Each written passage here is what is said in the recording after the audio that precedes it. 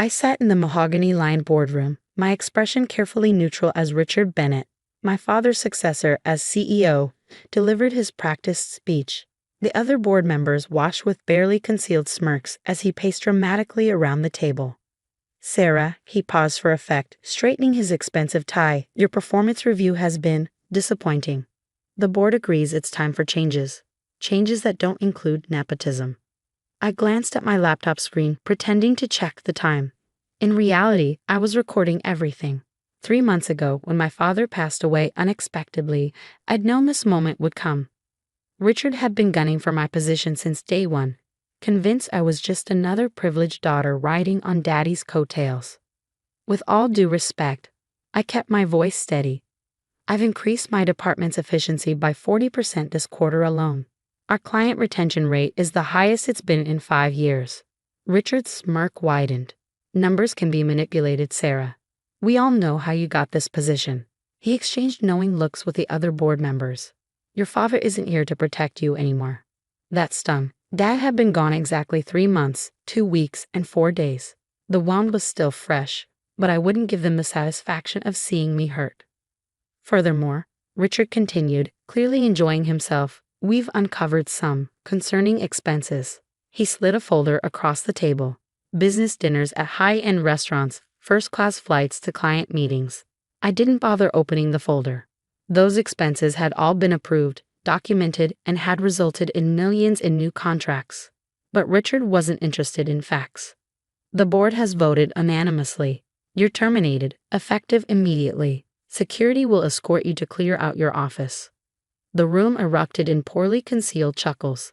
These men had waited years for this moment, convinced they were finally putting the boss's spoiled daughter in her place. If only they knew. I stood slowly, smoothing my skirt. "Very well. I accept your decision."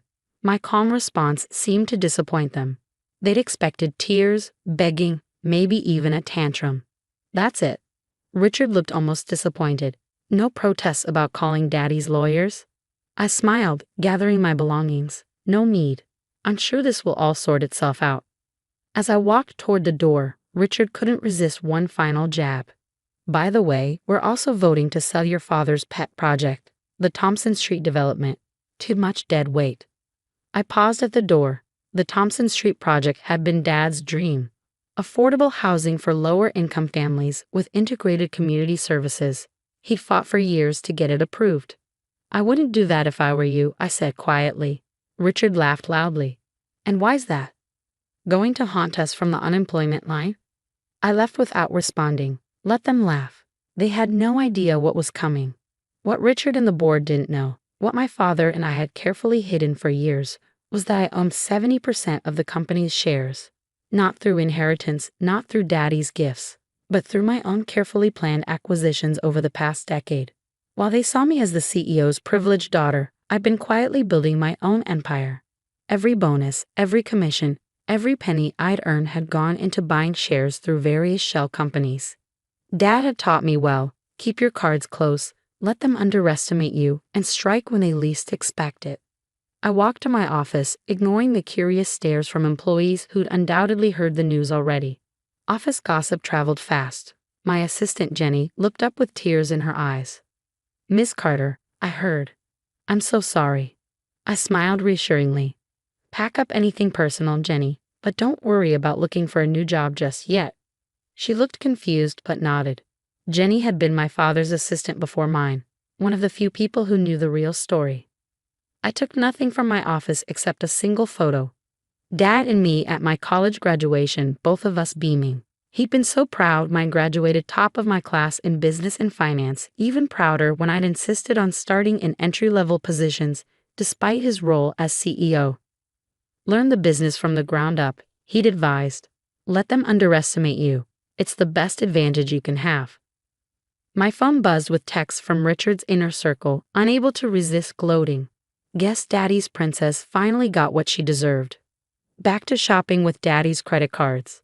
Should have stuck to planning charity galas. I screenshot each message, adding them to my evidence folder. Their arrogance would be their downfall. At home, I opened my laptop and began implementing the plan I prepared months ago. First, a call to my lawyers, the real ones. not the company's legal team that Richard thought was my only resource. It's time, I told Marcus, my lead counsel. Initialize Project Phoenix. Already? He sounded surprised. We thought they'd at least wait until the quarterly reports. They got cocky. Start with the shares audit. I want everything ready for next month's shareholders meeting. Next, I contacted the heads of our major client accounts, the ones I personally secured over the years. Many were women who faced similar discrimination in their rises to power.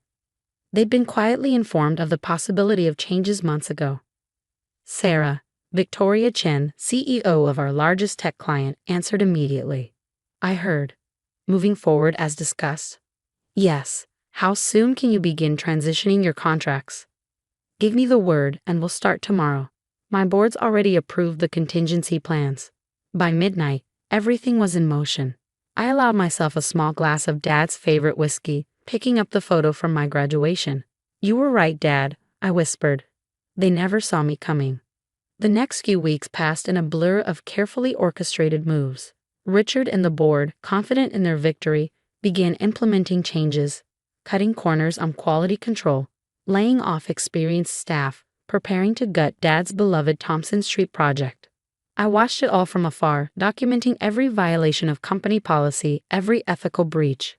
Richard's arrogance made him sloppy.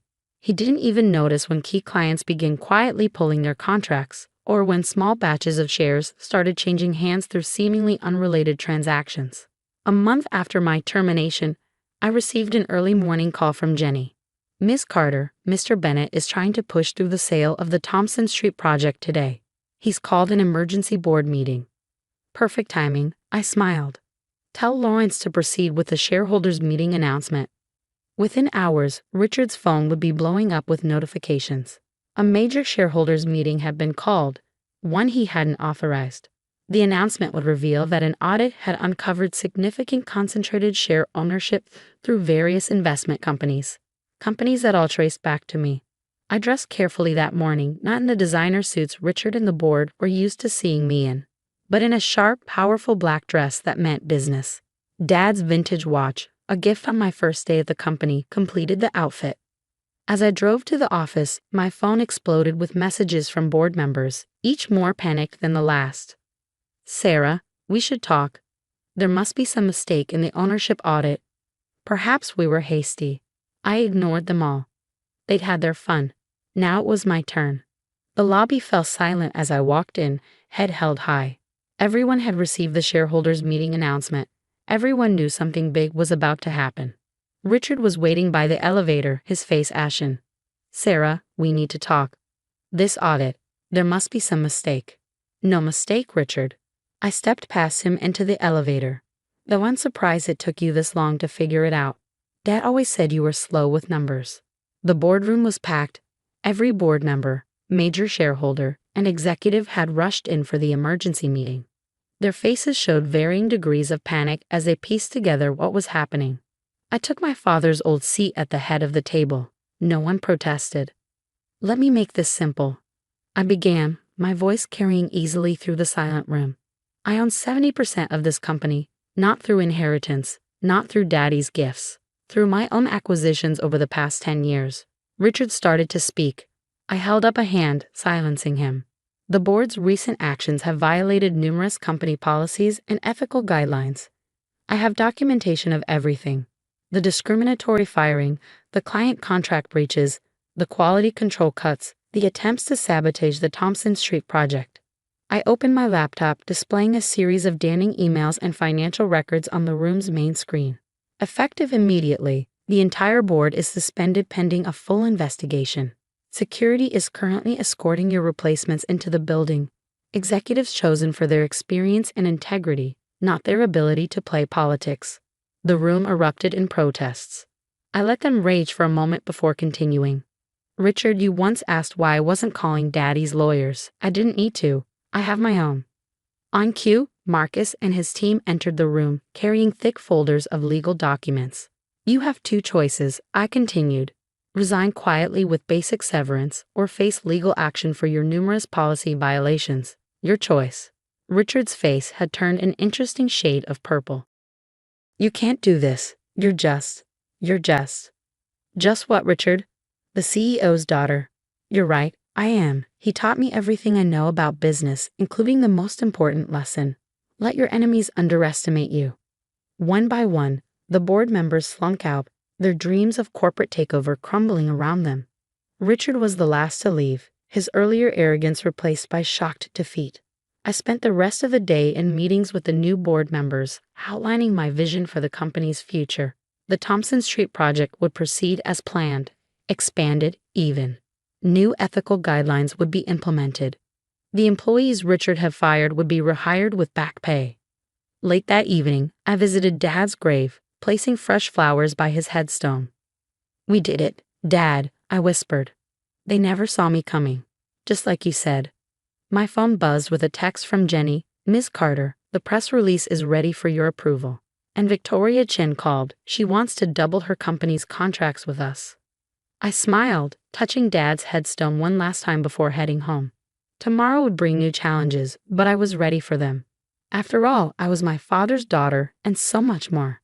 6 months after the boardroom takeover, I sat in my father's old office, my office now, reviewing the company's latest quarterly reports. The numbers told a story of transformation, profits up 35%, employee satisfaction at an all-time high, and the Thompson Street project ahead of schedule. But Richard and his cronies weren't going quietly into the night. Ms. Carter, Jenny's voice came through the intercom. Mr. Chen from the Times is here for your interview. Send him in.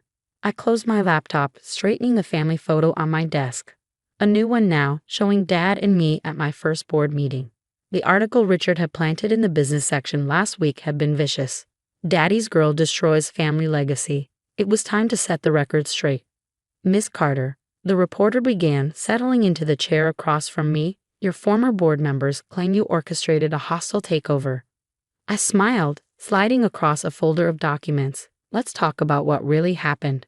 The interview lasted 2 hours. I showed him everything. The documentation of my share acquisitions, the performance reports Richard had buried, the text messages and emails revealing their discrimination. By the end, he was shaking his head in disbelief. They never knew. All those years. They saw what they wanted to see, I replied. A privileged daughter playing at business. It never occurred to them to look deeper. As if on cue, my phone buzzed with a text from Richard's wife, his ex-wife now. She'd reached out last week, wanting to meet. That evening, I found Catherine Bennett waiting at my usual coffee shop, looking nothing like the polished society wife I remembered. Divorce had changed her. Thank you for meeting me, she began, hands wrapped tightly around her cup. There's something you need to know. Richard, he's planning something. He and the others, they've been meeting secretly. I'd known of the meetings, my security team had documented everyone. But Catherine's next words caught me off guard. They're going after the Thompson Street project. Richard found out about the contamination reports. My blood ran cold. The contamination reports had been Dad's biggest worry. Traces of industrial waste from the 1970s, all carefully documented and being properly handled during construction. But in the wrong hands. He's planning to leak doctored versions to the media, Catherine continued. Make it look like your father knew and covered it up. Like you're continuing the cover-up. I reached for my phone, sending a quick text to Marcus. Initiate Protocol Delta. We prepared for something like this, but Richard's timing was clever. The project's first phase was nearly complete, with families already selected for the initial housing units. Why are you telling me this? I asked Catherine. She smiled bitterly. 23 years of marriage and Richard never once saw me as more than an accessory. Sound familiar? The next morning, Richard made his move. Every major news outlet received an anonymous tip about environmental hazards at the Thompson Street development. Social media exploded with accusations and conspiracy theories. But we were ready. I called an emergency press conference at the construction site. As reporters gathered, I noticed Richard in the crowd, barely concealing his triumphant smirk. Ladies and gentlemen, I began yesterday. Some attempted to create panic about this project by leaking falsified environmental reports. Today, I'm going to show you the truth. I gestured, and a team of environmental engineers stepped forward. For the next hour, they presented the real data, every test, every remediation measure, every safety protocol. Then came the families who would be moving in, speaking about what this project meant to them. Finally, I delivered the knockout blow. And now, I'd like to announce an expansion of the project. Thanks to a generous donation from Catherine Bennett, I saw Richard's smirk disappear. We're adding a community center that will provide free childcare and job training for residents. The reporters loved it. The story shifted overnight from alleged scandal to redemption tale. Pictures of Richard's shocked face became a meme. But he had one last card to play. A week later, Jenny rushed into my office, face pale. Turn on the news. There was Richard, standing outside the company headquarters with several former board members. They were announcing a class action lawsuit, claiming I had manipulated share prices and coerced board members into selling. I watched calmly as he made his accusations, noting how his designer suit couldn't quite hide how much weight he'd lost, how his practiced corporate smile had acquired a desperate edge. Jenny, I called Get Me Victoria Chen on the phone. Victoria answered on the first ring. I saw the news. What do you need? Remember those offshore accounts Richard used for his little side deals? Time to bring them to light. Within hours, financial reporters were breaking a very different story. Richard and several board members had been running a complex scheme of kickbacks and insider trading for years. The evidence was overwhelming and anonymously provided. I watched from my office window as FBI agents led Richard out in handcuffs. He looked up, finally seeing me. I raised my coffee cup in a mock toast. That evening, as the story dominated the news cycles, I visited Dad's grave again. The headstone now bore fresh engravings. Beloved father and mentor, his legacy lives on. You should see the company now, Dad, I said softly. The Thompson Street project is just the beginning. We're expanding into 3 more neighborhoods. Remember how you always said business should serve the community, not just shareholders? My phone buzzed. Jenny sending the latest stock prices. They'd hit an all-time high. 1 year after my firing, I stood on the podium at the Thompson Street project's grand opening. Hundreds of people gathered to watch as the first families received their keys. The community center, now named after my father, was already offering classes. Richard's attempted revenge had backfired spectacularly. Not only was he facing federal charges, but his actions had brought positive attention to the project. Applications for housing had tripled. Other companies were launching similar initiatives, seeking our guidance. Catherine sat in the front row, beaming. She found her calling managing the community center's programs. Next to her sat Jenny, recently promoted to chief of staff. As I cut the ribbon, my father's words echoed in my mind. Success isn't just about making money, Sarah. It's about making a difference. The company had transformed. The old board's focus on quick profits had been replaced by sustainable growth and community investment. Employee turnover dropped to record lows. Our client base expanded globally. But the real victory wasn't in the numbers. It was in the faces of the families moving into their new homes, in the single mother who just completed the job training program and landed a management position, in the children playing in the community center's daycare while their parents attended classes. 2 years after that fateful board meeting, I received an unexpected visitor. Richard's daughter, fresh out of business school, stood nervously in my office. I know this is awkward, she began, but I've been following what you've done here. The way you transformed the company, how you handled everything. I was wondering if there might be an entry-level position available? I studied her carefully, seeing something familiar in her determined expression. Your father hasn't spoken to me since I testified at his trial, she finished. He never thought I had a head for business either. I smiled, remembering another young woman determined to prove herself. When can you start? That evening, reviewing the day's reports in my office, I paused at the photo of Dad and me at my graduation. Next to it stood a newer photo, me with the first group of Thompson Street residents, all of us grinning at the camera. My phone buzzed with a text from Victoria Chen, ready to discuss that international expansion. I smiled, thinking of all the lessons learned, battles fought, and victories won. Richard and the old board had thought they were ending my career that day. Instead, they'd helped launch a new era, not just for the company, but for everyone it touched. They thought I was just the CEO's daughter. They'd never understood that being his daughter meant learning from the best. About business, about integrity, and about turning enemies' arrogance into opportunity. As I gathered my things to leave for the day, Jenny appeared in the doorway. Ms. Carter, the new board is waiting for the strategy meeting. I glanced at Dad's photo one last time. Coming, Jenny. We've got work to do. The company's transformation was far from complete. There would be new challenges, new opponents, new opportunities, but I was ready for them all. After all, I wasn't just the CEO's daughter anymore. I was the CEO who learned from every attempt to diminish her, who turned underestimation into advantage, and who'd proven that the greatest revenge isn't just success. It's success that lifts others up along the way. Richard's cruel laughter in that boardroom seemed like a lifetime ago. He thought he was writing my ending. Instead, he'd only set the stage for my beginning. And what a beginning it had been.